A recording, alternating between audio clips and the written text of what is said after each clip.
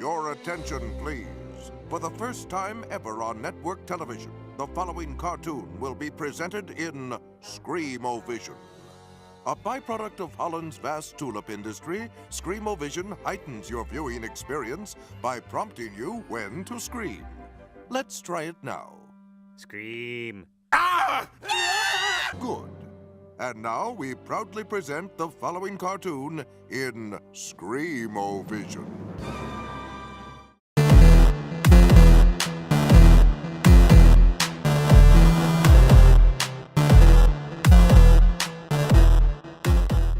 The story for Volume 5 continues the story threads of Volume 4, but instead of 4 or so individual stories told in chunks throughout the volume, it has these stories converge over the span of the volume. Oscar meets up with Crow and Ranger right off the bat, Yang ends up finding Weiss and they join up with the gang soon after, and Blake finally arrives just before the volume ends. Similar to the last volume I covered, I'm going to start with Weiss. That's because her story pretty much ends right around the middle. This is due to her goal going into this volume, which is to find her sister, Winter, in Mistral. Sadly, Winter is no longer in Mistral, thanks to Ironwood, but she doesn't truly fail to reach her goal. Her goal, at its most basic, is to reach a place where she feels safe and welcome. So when Yang finds her, she accomplishes that goal. This moment after everything she has been through for the past 2 volumes is very impactful. This is really well executed thanks to framing, dialogue, voice work, and music. I'm also glad this wasn't the last little emotional moment with Weiss when she tells Yang the state of her family and the loneliness she felt as a result. Just as a side thing that I realized in the middle of writing this in regards to Best Boy, Pilot Boy, I totally forgot about when Weiss asked him if he had dust in his cargo, and he responded saying officially no, but he is. This means that he is illegally transporting dust out of Atlas, since the export of dust to other kingdoms got embargoed. He is most likely doing this purely for his own gain, because I imagine he can sell the dust for a much higher price than what it normally would go for. There are other things that could be the case, but I just wanted to point this out because of how interesting it is in regards to the world and its current economical climate. There isn't much more I want to say in regards to Weiss's story for this volume. It was simple, short, and well done. There wasn't any major or minor changes in things, but there doesn't have to be. It's a good way to get us to understand things before we really dive into them once the characters reach Atlas. Blake's story this time around is in dealing with the problems of the White Fang, namely Ilya and Adam. It's a little confusing at first because of the whole goals changing from the end of Volume 4 to the character short. The goals even change again in this volume. In Episode 3, Gira states going to Mistral in order to protect the Kingdom and Haven Academy from Adam's attack. I really have to ask what the deal is with Blake's statement back in Volume 4, because nothing coming after it follows through on that.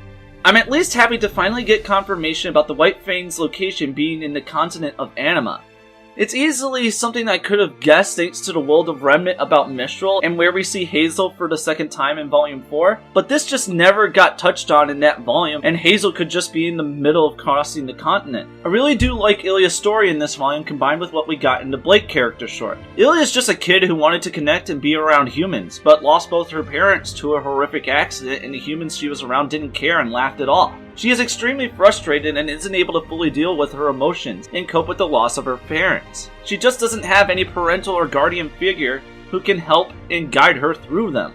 The only thing that I don't fully enjoy with Ilya is the reveal that she is an LGBT character. It just came out of nowhere for me. But I won't look a gift horse in the mouth. I'm happy that there is finally some LGBT representation after the past 2 or so years of the RWBY promising there would be. One thing that I definitely didn't like about the White Fang storyline for this volume is how Sienna Khan gets killed. My problem is how unimportant this event becomes going forward. Sienna is killed within 5 minutes of her introduction to the story. Yes, we get her reasoning and goals with how she conducts the White Fang in comparison to Gira, but it happens so fast and the event is only important to one character outside of the characters involved. Ilya. What was the relationship between Gira and Sienna? Why are our heroes acting like they don't care about her when they know she is in danger? Why didn't they make any moves to prevent Adam's coup d'etat? Why didn't her death have more impact on the story and its characters, especially the main? That's my problem here. Sienna is only in this story just for Adam to take her seat of power. My other gripe, this time in regards to Blake, is how this volume seems to forget that Blake has night vision. This was made known all the way back in Volume 2 after the volume prior introduced such a characteristic for Faunus. I know the common defense of this is that Ilya has camouflaged herself in order to blend into the darkened room. So I'm going to explain why this shouldn't work. It all comes down to the science of light and color and how eyes process light. We see because of light entering our eyes, which then gets processed and sent to the brain. The color of an object perceived is due to the frequency or wavelength of light reflected off that object. The less light there is available, the darker the shade of the perceived color. Now, Blake has night vision. Night vision means the eyes can easily adapt to the lack of light, and more efficiently process any light available. For example, a cat has mirror-like material at the back of its eyes that reflects light back out, which that light will eventually re-enter its eyes, making its perceived environment brighter. With that explained, here's why I'm sure Blake should be able to see Ilya. First off, the room isn't completely secluded from light due to there being windows to the outside letting light in. Secondly, the floor, walls, and furniture of the room do not have dark colors to them. Lastly, since Blake has night vision, her eyes should be able to adequately process the light available to the point that she can see Ilya's black silhouette over the walls and furniture. This is not to say Ilya changing the color of her skin and hair to blend into the shadows and the dark of night is a dumb idea. It is a really good idea that takes advantage of Ilya's characteristics as a faunus. It's just that the person they have her use such a neat idea against has night vision and thus would make it pointless. But the way this is done makes it look like they forgot Blake even has night vision, or they didn't understand how the science of light works when putting this in. Ending on a positive note, I do like the message Blake says to the faunus of Menagerie after the whole ordeal with Ilya, Corsac, and Fennec. Yes, I finally know who is Corsac and who is Fennec. It just took one of them to die.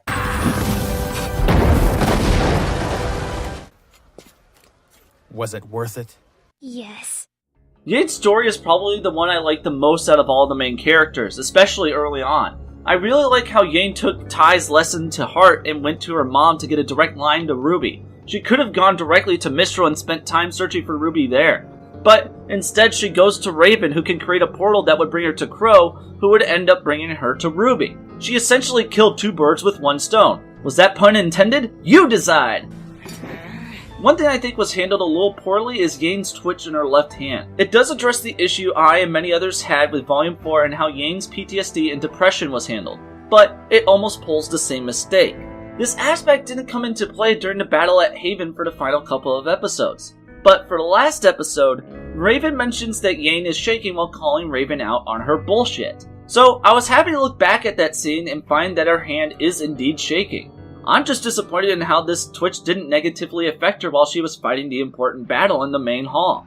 There is a moment that just baffled me though. It's how Yane took the reveal that her mom can turn into a bird and that Ozpin is the reason why. Everyone finds this pretty unbelievable, but Yane takes such offense to this. She goes so far as to ask Ozpin what the hell is wrong with him to even do such a thing. I did write a Tumblr post on the subject of semblances versus magic. I came to understand why the characters would be so baffled by the concept of someone actually having the power to morph their body into a bird, because I found that semblances can fall into mainly three power categories: inner, projection, or manipulation. My post sadly doesn't explain why Yane has taken such a moral or ethical issue with Ozpin giving such a power to Raven. After all, Raven can use this power freely and it doesn't hinder her in any known way. So I had to answer the question as to why Yane is taking it the way she is. I ended up getting to an extreme leap in logic along the way. Yane reacts and questions Ozpin in such an amoral, unethical light that I guess Yane is elitist. You made it so my mom could turn into a lower life form? What is wrong with you? Again, this is a leap in logic and really dumb because that would also make Yane racist in the context of her world when she isn't. This means she had to be going on the logic of Ozpin doing this without Raven's knowledge or permission. This is just weird because we, the audience, should be seeing this how Yane sees it. But we don't. She can freely turn into a bird whenever she wants. What's the problem? I do really like the moment when Yane is calling Raven out on her bullshit. I did get confused as to why she broke down crying after getting the Relic of Knowledge. Luckily, I like to look into what other people have to say, and Chibi Reviews explains this really well. This was possibly Raven's last chance at being a mother to Yane, but Raven chose herself over Yane. So, Yane just fully lost her mother at the realization that Raven won't even help her to fight Salem out of interest in her own self-preservation. All in all, I think Yane's story for this volume is better handled than it was in Volume 4. especially with the inclusion of scenes in episode 8 between her, Ruby, and Weiss. They delved into the kind of things I wanted from Yane's story in Volume 4 in regards to her feelings about Blake leaving. Now I come to the stories of Ruby, Jean, and Oscar in Mistral. I'm going to start with Oscar's this time around. In this volume, Oscar has to deal with the things he learns and the outcomes of his choice for listening to the voice in his head. Upon learning everything that Ranger, Crow, and Ozpin explain about the current situation, he starts to get doubts and overwhelmed by what he is doing and having to deal with as a result. He seeks comfort in Ruby, who explains why she continues on despite the things that have happened to her. This gives Oscar the determination and motivation he needs to continue on his decided path. Later, his determination gets challenged by Hazel and he stands his ground. But this moment gets taken away from him by Ozpin, who assumes control over his body by force. You can bet there will be some words because of that. Seriously, Oscar gets a good story thread and character development for this volume. It even resembles some of the early portions of the hero's journey when combined with his story from Volume 4. This good storytelling sadly does not carry over to Jean and Ruby. If there is one criticism I wish the crewbie didn't listen to that others not myself have given, it is to take focus away from Jean. Early on, we see Jean's frustration at the news regarding Cinder and her crew's enlistment at Haven. He also gets told by Ozpin that they will work on helping him manifest his semblance. He later finally gets the chance to confront Cinder in episode 11 and gets blown off, which I find fantastic, by the way, and afterwards he unlocks his semblance. But there's a huge middle missing in regards to a story here. We never see him training with his sword or in the use of his aura, so there is no build-up to him getting his semblance. It comes out of nowhere when he tries putting pressure on Weiss's wound, which brings me to one of the rules of storytelling that Pixar goes by. It's how to use coincidences in a story. It states this: coincidences to get characters into trouble are great. Coincidences to get them out of it are cheating. We have had examples of both in RWBY. To get the characters into trouble back in Volume 2, Ruby fell down a sinkhole that suddenly appeared below her. This made her lose her weapon and end up getting captured. To get the characters out of trouble is why the airship arriving in Volume 4 is bullshit. It solved the issue of Crow being poisoned for the characters. Jean getting his semblance almost falls into the same pitfalls when it comes to coincidences. After all, we get no build-up to it manifesting, and it comes when our characters are in serious trouble. The saving grace this moment has is in how it doesn't fully resolve the predicament our group of heroes find themselves trying to survive. This moment could have been made better if we saw Jean training with Ozpin in the use of his aura. They could have taken the mental state route, as we have seen how this can affect the use of one's semblance through Pyrrha in Volume 3. To quote Maka from Soul Eater, "A sound soul dwells within a sound mind and a sound body. Jean's mind might not be so sound." My big disappointment for Jean's story in Volume 5 is that there wasn't a moment between him and Ozpin about Pyrrha. If it wasn't for Ozpin, Pyrrha might still be alive. It was Ozpin's decision to bring Pyrrha in and give her the choice of becoming the next Fall Maiden in such a problematic way that ultimately leads to her demise. There could have been a discussion between Jean and Ozpin that mirrors the discussion about leadership Ozpin had with Ruby back in Volume 1. After all, if Jean hadn't failed to give Pyrrha the proper support she needed when dealing with her dilemma, Pyrrha could still be alive to fight another day. This could also go with the mental stability thing that I just mentioned. The big question I have with Ozpin in regards to Pyrrha is whether or not he even knew about Pyrrha's death when he first talked to Ranger in Oscar's body. He definitely knows after the talk between Oscar and Ruby, but did he know before that? This finally brings me to Ruby, who actually gets it the worst. This is because she doesn't actually have much of a story to begin with for Volume 5. All the characters have some kind of story beats or them doing something personal, but not Ruby. She doesn't have a personal goal like Weiss and Yang do for the first half. She does have a goal, but it's the same goal as everyone else in the room. She isn't challenged by anyone or anything, like Blake by Ilya and Oscar by Hazel. She doesn't confront anyone like when Blake confronts Adam, Jean questioning Cinder, and Yang calling out Raven on her Raven's bullshit. It doesn't help that Ruby doesn't have a conversation with Ozpin about the things she has learned and been through back in Volume 4. Now, is there anything else we can help you with? Well, I did have one more question. Are you going to ask about the Silver Eyes and why Salem is after you? No, my cane is not a relic. I have no more questions. Okay. This makes me ask another question about Ozpin. Does he know Ruby has activated her silver eyes and Salem is after her because of that? Again, he definitely must know after Ruby accidentally activated them during episode 11. I know a lot of people complain about how Ruby just didn't do anything in this volume. That's not true because she does 3 important things for this volume. First up is her quote-unquote training in hand-to-hand. The second thing she does is help Oscar find a determination he needs to keep going. The third is when she accidentally activates her silver eyes a second time that ends up saving Jean. My issue is how only one of these 3 events is of her own volition. Truly, the issue I think people are trying to get at, but aren't realizing it, is that, well, Ruby doesn't accomplish anything in this volume. Yeah, Ruby's main thing going on for this volume is training in hand-to-hand, but that's only important for 1.5 scenes. The half being when Mercury disarms her and gives the weakest punch ever, allowing for Ruby to copy Ozpin's counter, and then immediately picks her weapon back up. I don't get the sense as if she has truly made progress this volume. You could make the same argument for Ruby in Volume 3, but there is an important part to Ruby's story in that volume. She fails. A character's failures can be just as interesting, if not more so, than a character's successes. I didn't delve into this back in my story video for Volume 4, but it's acknowledging and dealing with those failures that I wanted to see in a conversation between Jean and Ruby. I was still kinda hoping that such a scene would come in this volume, but sadly not. Just imagine how much guilt Ruby must feel for not keeping her word to Jean that she and Weiss would save Pyrrha. Ruby's story truly is the most disappointing part for this volume. Ruby barely goes through or contributes anything to this volume. There are conversations that could have been had, but just weren't. It gives me the feeling as though they are purposely holding such dialogue back when they shouldn't be. This is more disappointing than how Ruby's story went in Volume 4. At least there, it was her mission to get to Mistral in order to find out more about Cinder and go through a small amount of recovery for the events of Volume 3. Now, I want to take the time to delve into the storytelling for this volume. I'm pretty okay with how things went for the first half.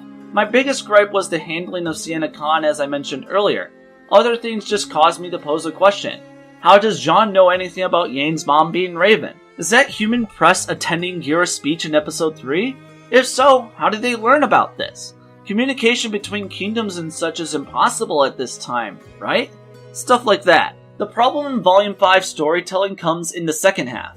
Episode 7 of Volume 5 follows the trend of the previous 2 volumes having episodes that are only 10 minutes long. This makes Episode 7's length the outlier because the rest of the episodes of Volume 5 average at around 18 minutes. Episode 9 of Volume 3 is its 10-minute episode, but works due to it being the midpoint of the second half of that volume, and Volume 3 doesn't feel like it was missing anything. Volume 4 Episode 5 is 10 minutes long, but can be seen as a problem because there are things that could have been included that weren't in that volume. The thing about Episode 7 of Volume 5 is that it basically follows the same story beats as Episode 5 of Volume 4. Characters meet around a table to discuss previous events and some silliness ensues. They get interrupted by a third party that goes into the main plot going on around them. The episode then ends with a glimpse at what the villains are doing. Episode 5 of Volume 4 works in this regard because ending on Tyrion creates suspense and interest in the next episode, and Episode 6 delivers on that. Episode 7 of Volume 5 doesn't work out in this way because this and the next episodes fail to properly deliver on the cliffhanger stinger endings. Episode 7's cliffhanger has Cinder and her crew reach Raven's camp, and this ending to create interest in the next episode fails because Episode 8 doesn't contain anything relating to Cinder and her crew at the camp. Then, Episode 8 ends on another cliffhanger by having Ghira rip off his coat and roaring. This ends up failing because Episode 9 has Ghira, Sun, and Blake standing there talking for a full minute doing nothing. Episode 9 ends on another cliffhanger with Ilya and Blake facing each other. Thankfully, this actually does get delivered on in Episode 10. I can't help but think these series of episodes could have been done in one less episode. The first half of Episode 8 feels like it should have been in Episode 7, which could have ended on Blake finding Ilya's note. Episode 8 would then contain the events of Episodes 8 and 9 and end on Ilya facing down Blake. Finally, Episode 9 would run the same way as Episode 10 did. I don't know what I would exactly do with Cinder and the peanut gallery at the camp. Maybe have it in Episode 10 after everything with the attack on the Belladonna estate. The storytelling problem I have in the last couple of episodes is in the concept of show, don't tell. In the first half of Volume 5, there are good examples of show, don't tell. First up being Weiss on the airship as it passes over the bay, that has floating islands containing gravity dust. Upon seeing this, I immediately understood how the airships of this world fly. The second moment is when Crow is out searching for huntsmen and huntresses. We can see a no faunus sign outside the bar he visits. This shows that the discrimination against the faunus is a real problem in this area. This is also a showcase of racism I have been waiting for the series to have. The moments in the last 4 episodes of Volume 5 that fail in the show don't tell rule deal with Hazel, the White Fang, and Cinder. We constantly get told Hazel's capabilities. We are told his semblance and how that allows him to use dust in his body. We are told about how fast his aura can regenerate. There is also a moment where we are told how much of a tank and beast he is. Aside from his semblance, we could have just been shown these things, and these points would just click on their own with the audience. Then there is Adam and the White Fang. Ilya just comes in and says the remaining members of the White Fang won't follow him anymore because he ran away. This is just hard for me to believe, and if so, would have just been better to show him trying to regroup and the members of the White Fang questioning him. Hell, if it was made public that Adam killed Sienna, they would definitely not consider him to be the leader. Finally, there is Raven telling Cinder, which in turn tells us that Cinder's arm is grim and thus can't be protected by aura. This is a conclusion we, the audience who have been watching from the very beginning, would have come to on our own. This line just doesn't fit the scene and Raven. Such a revelation doesn't even get used to Raven's advantage at first. More on that in later videos when I discuss the animation and action of Volume 5. It's moments like these that just insult the audience's intelligence. All but one of these could have just been shown to us. The whole concept of aura recovery rate is something I have wondered, but this just comes out of nowhere. The student's training could have touched on this prior, and Hazel would end up being our example on how it works. The story of this volume is a mix of good and bad. There is a little more good than bad, but the actual storytelling is inconsistent in quality when comparing the first half to the second half. The first half of the volume I can sit through and enjoy, but the second half has too many issues, some of which I haven't gotten into here due to time. There are good moments sprinkled throughout, but just looking at how episodes 7 through 10 and 11 through 14 were handled makes me think that the events of both could have been done in one less episode. So my questions to you about the story for Volume 5 are: did you think the storytelling was good throughout? What did you think about what I said?